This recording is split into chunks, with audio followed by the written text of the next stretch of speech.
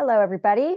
I am not Michael and Brenda Sanchez. I'm Lulu Hart Bentley, and this is the Monday Mailbox Power Mastermind Call. And so if you're listening to the replay, hope you get some nuggets of wisdom out of this, and we're going to dive right in. Last week, we were talking about two different things.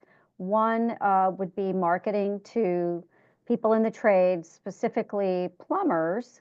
And then the other thing was how to effectively introduce Mailbox Power if you're out networking or your elevator pitch or that kind of thing. But I think we'll start with just marketing to the trades and plumbers specifically, since that was one of the questions last week.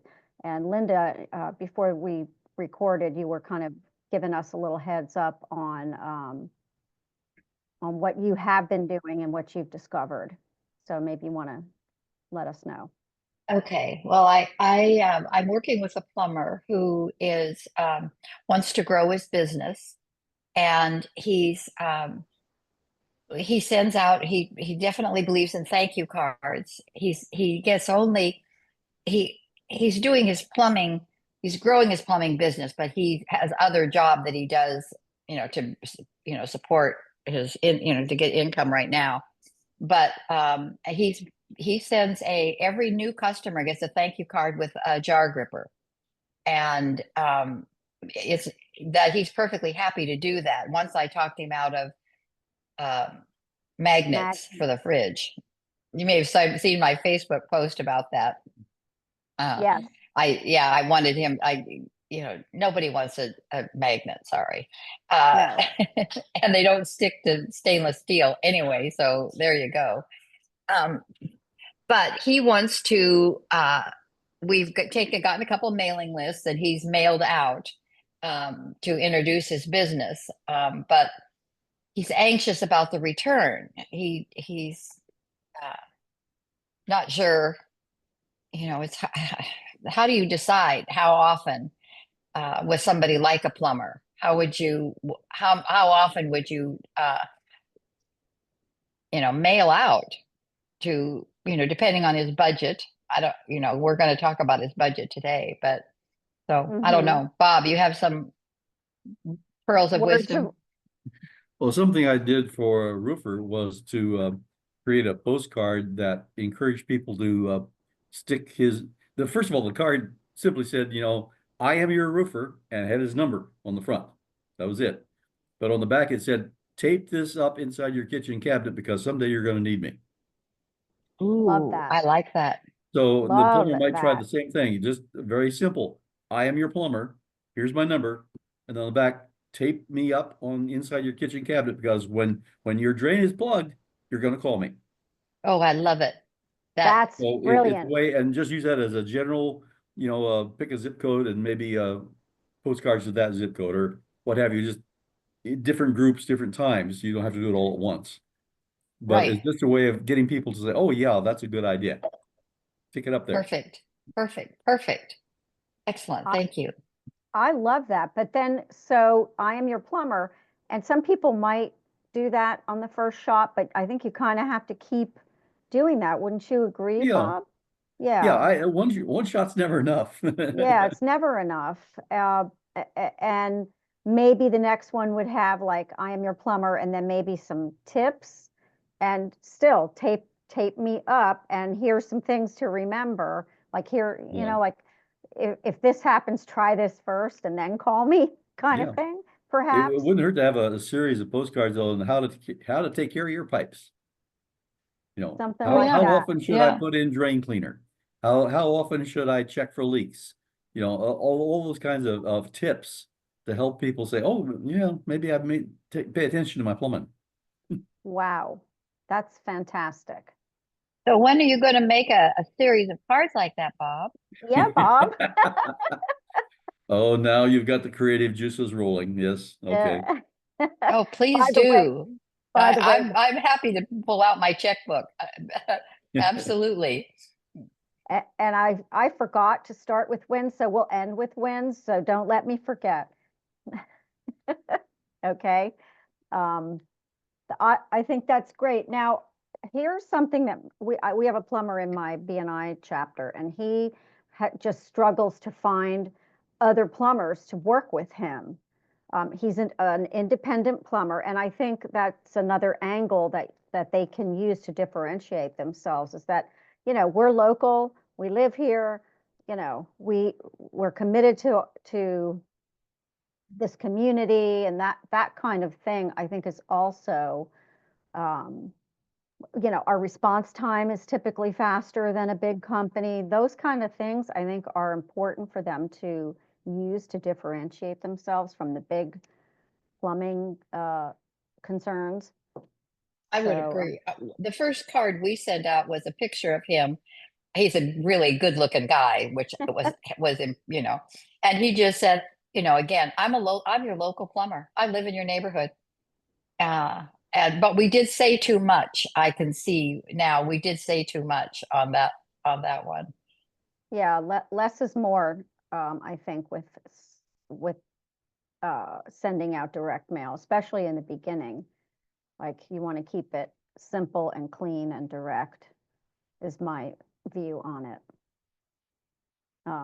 Maybe even, well, I don't know what kind of pictures a plumber would send, but like the roofers, before and after pictures are really good. Any other thoughts on that? Anybody else marketing to the trades? Or have the trades as a customer that they're having success? The other thing is with plumbers, he is struggling to find people. And I don't know, Brenda and I were talking about it last night, like if there was a way to use direct mail to find people to work, like to prospect for employees. I don't know. Like maybe there's, I don't know. I feel like somebody can come up with something as a way for them to try to find or keeping the ones that they have. Or maybe that made me think of, it's one thing to market to neighborhoods, but it might be good for him to market to construction people who may not need it. They may need a plumber as a referral, not a referral, but as somebody. They may need to call somebody. They want to, something may come up and they'll say, "Oh, I have a guy. Here's the plumber." Is to build that relationship with builders potentially. I don't know. Well, the plumber in my BNI chapter, he's struggling to find people to work with him, like other plumbers in his company, because the big companies, they can offer more money and so forth. So I don't know. He and I were talking about that, like if there was a way to use. Lulu, is there any way, this is Suzanne, good morning. Is there any way your plumber would be looking for an apprentice to, I don't know how that field goes, what kind of training you need to have and what your background needs to be, but might want to look at that angle. It would be great. I don't know if he's tried that or not. I mean, we had just a very brief conversation about it. I thought I'd toss it out there and see if anybody else had experience in that. He's a one-man show, so he doesn't really and he's super busy, so he doesn't really have time to be training somebody. I don't know. That's a great idea. I'll ask him when I see him on Wednesday.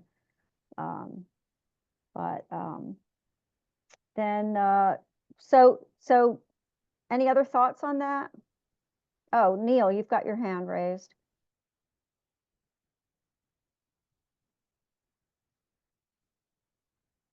I'm sorry, Alan had his hand raised first. Did he? Oh, okay, Alan, go for it. No problem at all. I can tell you from personal experience with our nephew that plumbers nowadays, from a legal perspective, are very watchful about taking on folks they need to train. as an apprentice, for example. It's too bad. But trade schools would be a great source for that as well. But we learned through our nephew that plumbers just weren't willing to take on an apprentice that was completely untrained for liability reasons. Just a thought. Just a thought. Yeah. Yeah, because their insurance probably, their general liability policy is going to have some requirements to it. Good point. Yeah. Here's an idea that maybe you can take, and it might be too much, but maybe he can offer some kind of course in the evening, or not a course, but a meeting, and for people looking to get into the plumbing trades. But I wouldn't know how to direct market for that. That would be just regular marketing. Yeah. So, We'll have to meditate on this one a little bit more. But I mean, as far as getting customers, I think if a plumber is good and they do a consistent direct mail, obviously sending thank yous to the people who they've done a job for, and perhaps if they are on the executive plan, they can do nearest neighbor as well, or purchase a mailing list, because chances are, if somebody, if I need it and I live in a neighborhood, there's got to be other people, so even purchasing a mailing list in a neighborhood that's where he wants to work, and trying to keep himself local so he's not going all over the place. Yeah. This is Suzanne again. You could also maybe send out a card and ask for referrals. Because I can't tell you the number of times that somebody's asked me, or I've asked somebody, do you know a good plumber? Do you know a good electrician? So that's always a good thing to look at. Good. Okay, so let's go on. Does anybody have a great elevator pitch that they want to share? It's not always easy to Well, I don't, talk but here's what I'd like to ask about, because I just read about this. I think I mentioned last week in this book called It's All About You. And one of the approaches I thought was really good. If I could, now once you know my mind would just go blank. When someone asks you what you do, or if it's that, you start it with, how some businesses, and then ... how some businesses want to send out, want to say thank you to their customers, but they just are strapped for time. Might be one entry. How some businesses want to wants to market to their ideal client who's maybe tired of social media. Do you know how some businesses, and so the start is, do you know how some businesses, rather than just marching into what it is we do, because I find I know what we do, but I want to have them go, I want it to be some curiosity. I want them to go, oh, and maybe knowing a little bit about who you're saying that to. What I might say to one business might be different than what I might ask the other. But it's one thing I was thinking, use your guys' brains to say, do you know how some businesses, and then what would you say after that? What do you have? Bob Wilcox, you man of wordsmith master that you are. Tell us. Hand up. Yeah.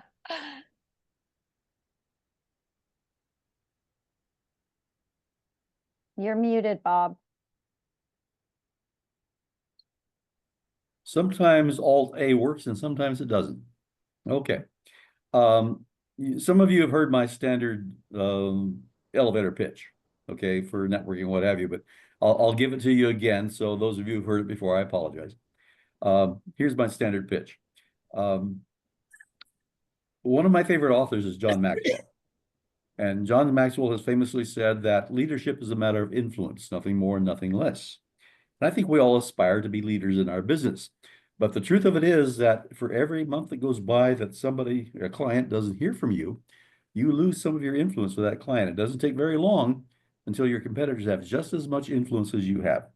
So that's where Mailbox Power comes in, because we help you maintain and build your influence with your clients. My name is Bob Wilcox. I represent Mailbox Power, and I want you to remember this. You can send out anything you want, but people will always open a box. Wow. That's good. That's Yeah. really good. I love that. I mean, and it's true. It's influence. It's being remembered. It's if you don't keep it up, they forget.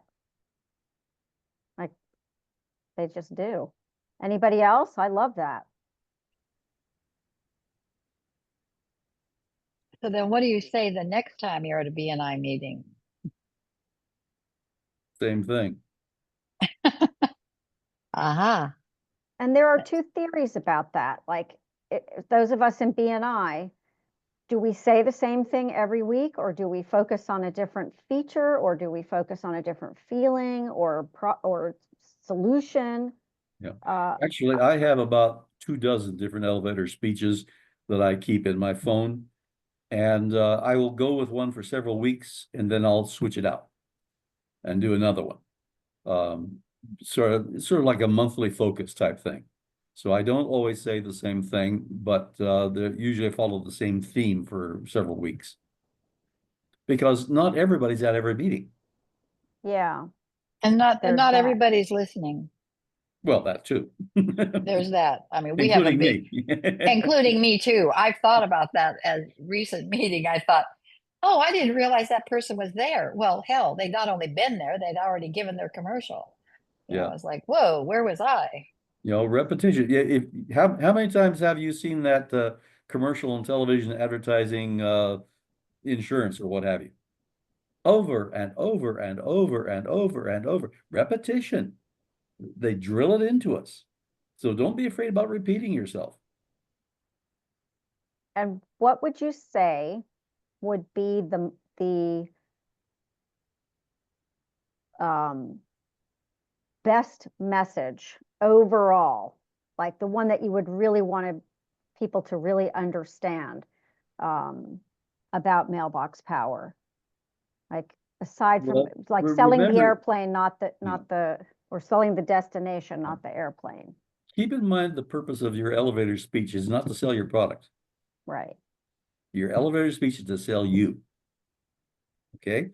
You want people to say, I want to talk to this person. That's the whole point of an elevator speech. So you don't have to give them a lot of details about Mailbox Power or anything else. What you want to do is say, that person knows something. I want to know what he knows. I want to talk to him. That's the purpose of the elevator speech. You want people to want to talk to you. Yeah. I totally agree. And like I used to work in an office, and salespeople would come in all the time. I was at the front desk, and they would come in and try to sell whatever it was. And I would think to myself, you're really just here to introduce yourself and try to get an appointment, or just find out who's the person that you need to get in touch with. Or please let us know within the next 6 Ooh, business days when you're available. I'm available now. Hello. Somebody was talking. Okay. Just, you know, not to sell on the spot. And the same thing with the networking thing. Like Bob said, you're there to have people interested in what you have to say and who you are, and they want to find out more. Anybody else have something good that they like to use? This is Suzanne. Hi. Alan and I were on a call on Zoom last week, and they were talking about telling a story.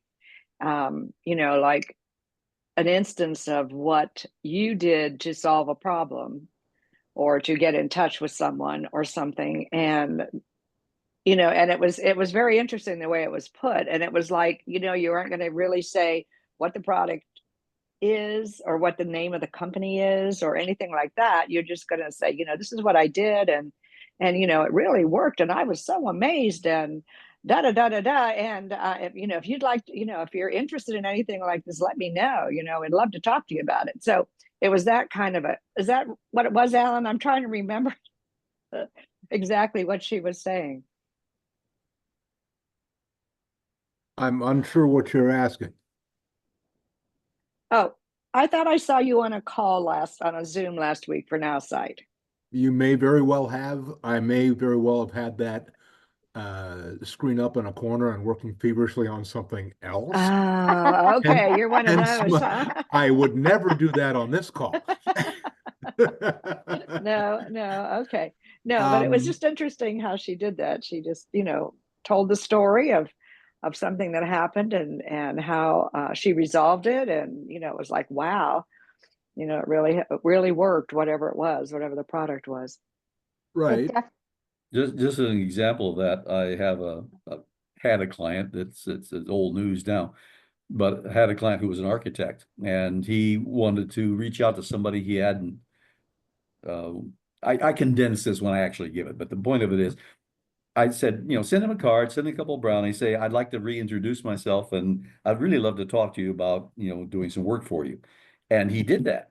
And a couple of weeks passed, and the client called in and said, come on in, let's talk. And he walked away from that encounter with 2 contracts for architectural work. And the point of that whole story is it pays to reach out to people with a little something meaningful, and something good will come from it. And it's just a simple little success story that creates people's interest. Absolutely. And telling a story too about how Mailbox Power helped a customer. Like, I have a mortgage broker. She was spending $300 a month on email leads, and she did it for a year, $300 a month for a year, and got nothing, zero. And for that same $300, we started slowly, and she's building up now. But, just sending a card and a gift and engaging people in that way. She wanted to start out with just the same 300. And so we figured it out, and now she's expanding, and, she's gotten a couple deals out of that. Those are the kind of things that we need to let people know that this can do for them. And so that can be part of one of your elevator pitches, like, I help clients like this, and here's an example of what I can do, or what I do. I'm losing my words, but I think you guys get the gist of what I'm saying. But it's powerful stuff that we have here. You're laughing, Bob. What? Nothing. I just try to keep from frowning too much. Okay. Anybody else? Any other insight? Any thoughts? Anybody have any? Well, let's do wins, because it's 11:25. Anybody have any wins for the past week? Anybody sign anybody up? Anybody helping anybody with holiday cards? No? One of my executive people, without me having a conversation, signed up for the annual. It surprised me. I had to look, to see why. I said, oh, somebody, did that. And it was, he just said, oh yeah, he's, thought it was such a great idea. So. I had the same thing happen, but I Zoomed this morning with one of my customers who upgraded to the annual, and actually she didn't. She's executive, but she just wasn't able to do the annual. And, but she's been sending the mugs. Mm-hmm. And that's a big thing. I called all my executives or emailed them, whatever, got in touch with them and said, you've got this to use, 5 free mugs for a year to send. And she showed me some that she created. I mean, that people are loving that they can do that. So, yeah, it's huge. I say, tell everybody. I have just one. Oh, I'm sorry, Linda. No, go. I was just going to say, I think I mentioned last week that I helped one of my customers put a card together, and she was very appreciative. And it was interesting. Today I was on Facebook, and I have a good friend who's a musician up in Nashville. I want to say Nashville. Anyway, and she said, "Here's my Christmas card," and she had some pictures on it. And so I wrote to her and I said, "Do you ever think about putting a QR code on that with your music?" She wrote back and she said, "That's a great idea," you know. So now she's visiting me at the end of the month, and I'm gonna talk to her about Mailbox Power and say, "Hey, how would you like to, spread the word?" Because she is always doing musical gigs and charity events, and she's all over the country singing. And anyway, Wow. she writes her own music, a lot of her own music, and so yeah, she's a very, very popular singing star. But anyway, so that's something I'm looking forward to. Plus, she plays the ukulele like I do, so I'm gonna take some tips from her on that. That's great. Well, I am getting off this call and signing 2 people up today. Probably one for sure on the executive. The other one, I'm not sure what we're going to do, but just keep reaching out to people, especially this time of year. And if they miss the holiday, New Year's is still there for us, and the first quarter is still there for us to reach out to people. And some people need some tax write-offs. This is a good time for that. And then planning for the new year. What are they going to do?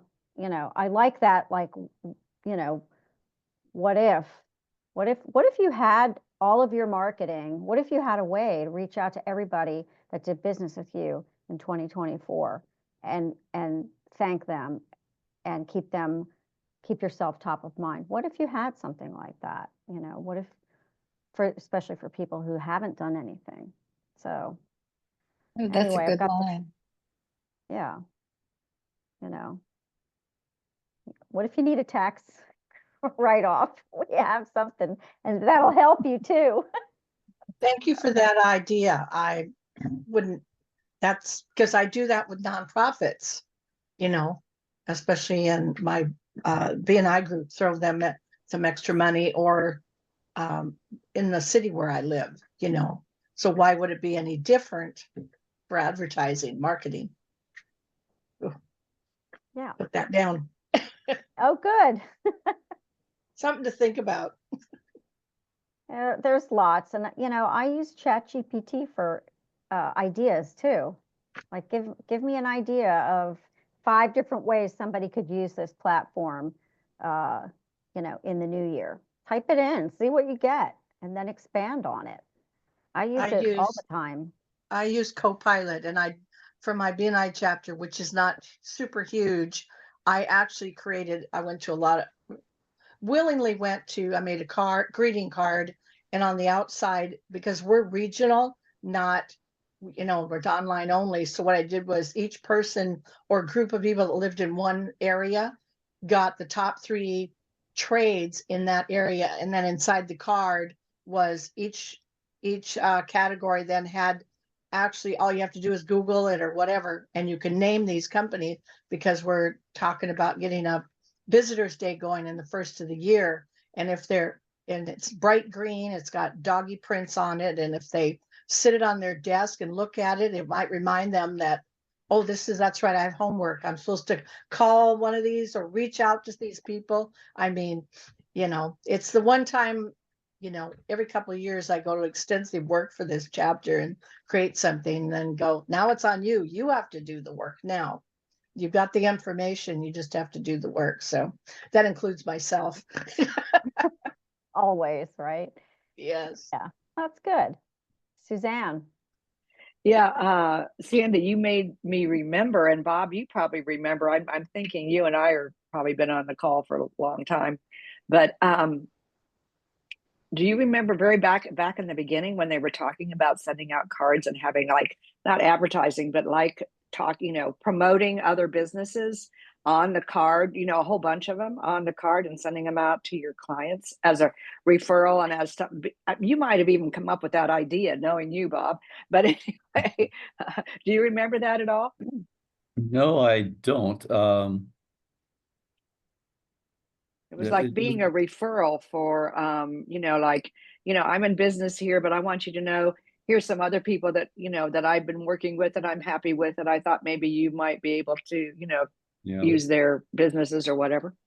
I had experimented with doing one of the flyers, and like some networking groups do, putting people's business cards on the flyer page and sending it out. And I know some realtors do that too. They have a list of people that they work with and say, okay, here's the plumber I use, here's a roofer I use, and so on. So I know that kind of thing is done. Yeah, I just remember that. Yeah, from way back in the beginning. What a good idea too. I've slept since then. And it made me think of something, and I haven't done it for my BNI chapter now. We have a card that we send out, like with a chair, this seat has your name on it. That's if we like them. But I think also back in the day, I used to put like a little picture and a bio of the members, but I mean, we have a lot of members in my chapter, but or a group picture or something like that, and maybe list the different categories that are in there. There's so much you can do. That's when we had, with a different company, we had the trifold card, so I could fit everything on there.